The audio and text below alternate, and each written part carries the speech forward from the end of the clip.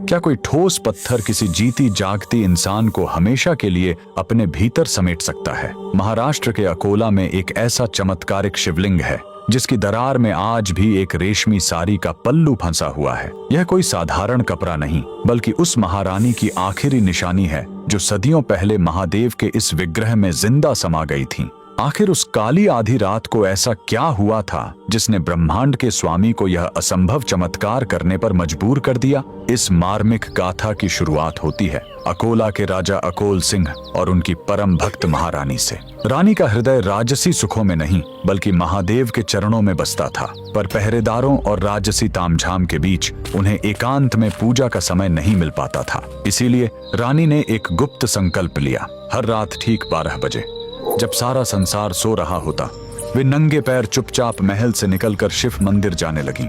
लेकिन नियति को कुछ और ही मंजूर था। महल के गलियारों में विशैला संदेह पनपने लगा। दरबारियों ने राजा के कान भर दिए। महाराज, आखिर महारानी हर आधी रात को छुपकर किससे मिलने जाती हैं? शक का वह बीज राजा के मन में एक भयानक राक्षस बनकर जाग उठा। एक रात हाथों में नंगी तलवार लिए राजा अपनी ही पत्नी के पीछे मौत बनकर निकल पड़े। रानी जैसे ही मंदिर के गर्भगृह में पहुंची और शिव के ध्यान में लीन हुई, तभी पीछे से राजा की पदचाप सुनाई दी। अपनी ही पत्नी पर तलवार ताने खड़े पति को देख रानी का कलेजा फट गया। एक पतिव्रता स्त्री के लिए उसके चरित्र पर किया गया शक मृत्यु से भी बड़ी सजा थी। आंसुओं से भरी आंखों के साथ रानी ने शिवलिंग की ओर देखा और कातर स्वर में पुकारा, हे नीलकंठ, हे त्रिलोकीनाथ, अगर मेरी भक्ति पवित्र है और मेरा सतीत्व निष्कलंक, तो मुझे अभी इसी वक्त अपने चरणों में शरण दे दो। इस कलंक भरी दुनिया में मैं अब एक पल भी जीवित नहीं रहना चाहती। उसी क्षण पूरे मंदिर में एक अंधा कर देने वाली दिव्य रोशनी फैल गई।